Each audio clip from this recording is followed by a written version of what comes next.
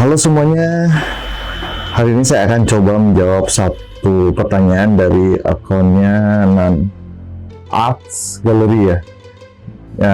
Pertanyaannya adalah mana yang asli dan yang palsu untuk obat Afrika Black Ant. Nah, dari pertanyaan ini sih saya bisa dibilang saya nggak tahu jawabannya. Kenapa nggak tahu? Karena kalau dilihat dari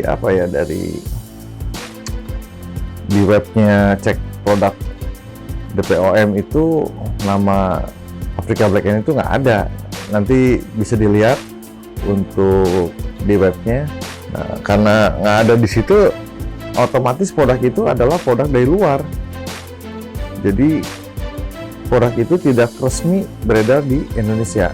Karena kalau resmi beredar di Indonesia, pada waktu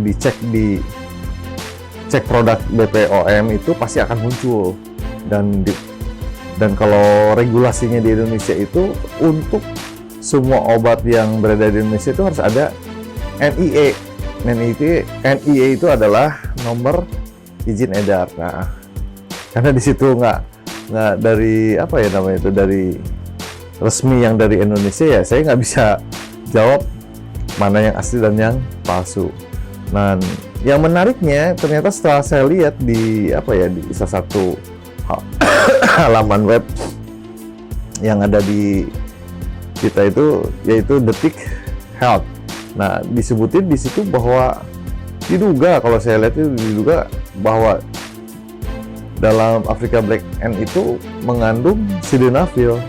Nah, kalau mengandung sildenafil ya pasti artinya ya untuk ED ya pasti bagus lah, karena sildenafil ya sudah terbukti secara klinis bahwa dia untuk mengatasi ejakulasi dini ya nggak perlu diragukan lagi lah gitu kan. Nah, mungkin teman-teman daripada saya bilang sih, daripada cari asli dan yang palsu untuk Afrika Black Ant, ya lebih baik langsung aja beli. Misalnya Viagra itu kan isinya sildenafil. Nah, saya lihat di halaman webnya Apotheka 24 itu ada yang lebih murah loh untuk sildenafil ini. Kalau kita ketik sildenafil nanti muncul beberapa merek dagang.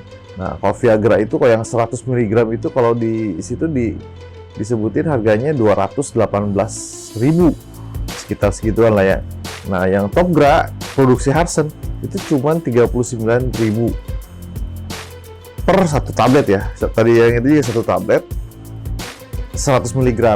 Nah, untuk untuk awal sih sebenarnya untuk penggunaan untuk kasus ED ya kita pengawasannya sih ya 100 mg 50 mg dulu, karena kalau misalnya langsung ke 100 mg dan ternyata tidak ada khasiatnya, ya mau nambah lagi juga masalah sih, karena pasti efek sampingnya lebih besar. Karena itu lebih baik dicoba dulu di 50, kalau berapa kali nggak ada efeknya lah, barulah pindah ke yang 100 mg untuk sekali minumnya ya gitu. Nah, kalau balik lagi ya, kalau Afrika Black Ant itu ya mungkin aja sih dia bisa cepat itu karena mengandung sildenafil, karena perbandingan antara herbal aja dengan obat kimia ya pastinya sih powerful ya obat kimia lah, karena secara uji klinisnya juga ada, karena nggak sembarangan lah itu diproduksi obat kimia itu terus kemudian dipasarkan ke publik itu dengan asal-asalan. Jawabnya enggak lah, pasti melalui serangkaian yang namanya uji klinis yang cukup menelan biaya yang cukup besar loh itu. Jadi nggak murah sih sebenarnya untuk melaunching satu produk itu, nggak cukup murah. Nah, Black Ant itu, yang Afrika Black Ant itu juga saya cari isi zat aktifnya juga nggak tahu apa gitu kan. Jadi susah. Cuman ada beberapa yang dibilang untuk meningkatkan testosteron. Nah, sedangkan sepengetahuan saya sih namanya testosteron itu nggak ada hubungannya untuk menanggulangi apa ya, disfungsi ereksi ya, bukan ED ya. Disfungsi ereksi itu ya susah sih ya. Gimana ya, testosteron itu lebih ke arah ke libido sih sebenarnya, bukan ke arah ke untuk membuat Mr. P itu menjadi keras, bukan sih. Jadi ya apa ya namanya ya, susah juga ya kalau kita nggak tahu zat aktifnya dan cara kerjanya juga gimana. Karena kalau sildenafil itu kan jelas cara kerjanya itu, jadi dia menghambat enzim tertentu, PD5 sih disebutnya itu. Nah, dari penghambatan itu menyebabkan pembuluh darah di penis itu menjadi lebih lebar dan merangsang masuknya darah ke Mr. P. Karena Mr. P itu bisa berdiri karena ada darah di dalam Mr. P. Kalau nggak ada darah ya gimana mau membesar gitu kan, nggak mungkin lah. Nah itu cara kerjanya, jadi udah jelas dan pasti itu cara kerjanya kayak begitu. Tapi yang perlu diingat bahwa sildenafil pun juga tidak akan berfungsi bila tidak ada libidonya atau nggak ada rangsangan seksnya, ya nggak mungkin bisa apa ya namanya itu, nggak akan bisa berfungsi karena darah itu akan mengalir karena adanya libido yang kita rasakan. Nah itu mungkin. Dan ada juga pertanyaan yang lain dari Pak Didi Arsyadi ya kalau nggak salah itu, dia bilang sih lebih baik atau lebih aman herbal daripada misalnya apa ya, obat aktif gitu kan atau zat kimia. Nah saya sih setuju emang herbal itu aman, betul. Cuman dari segi khasiatnya gimana ya namanya, kayak contohnya gini nih, di rumah sakit dah kemungkinan besar obat kimia yang dipakai mungkin 99% itu pasti obat kimia, bukan herbal loh, bukan herbal. Karena kimia itu efeknya itu lebih instan, karena kalau herbal itu ya lebih ke arah apa ya, pemulihan, pencegahan lah. Tapi untuk mengobati secara instan ya cukup sulit sih. Karena mana ya, belum ada sih ya namanya herbal itu digunakan untuk pengobatan secara instan sih, kayaknya sih cukup susah sih ya. Saya belum pernah nemuin sih kayak begitu. Nah, untuk pencegahan atau untuk apa ya, pemulihan sih ya saya setuju, dibantu ya kan, dibantu dengan herbal saya setuju.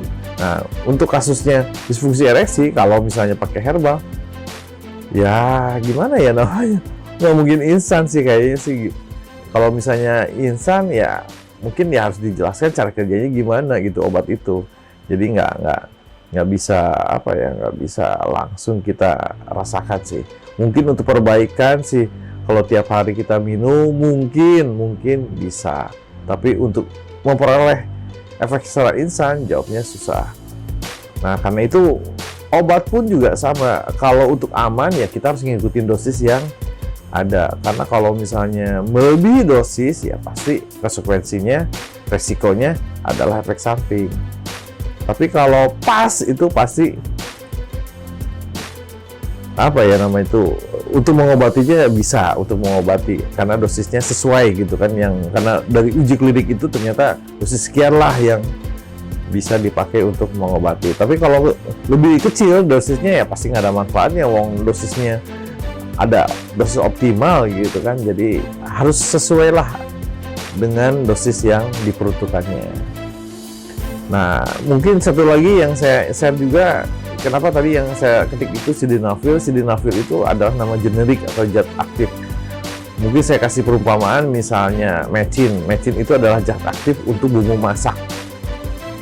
Nah, mecin itu ada merek lain misalnya, bukan merek lain lah, dikemas dalam merek Ajinomoto atau Sasa. Nah, sama halnya sildenafil itu kayak mecinnya. Nah, untuk mereknya ada Viagra, ada Topgra, ada Rosgra, ada apa lagi ya? Bifido. Ya Bifido gitu kan. Jadi beberapa produk itu isi zat aktifnya sama tapi mereknya berbeda. Nah, demikian share saya, semoga bermanfaat dan terima kasih.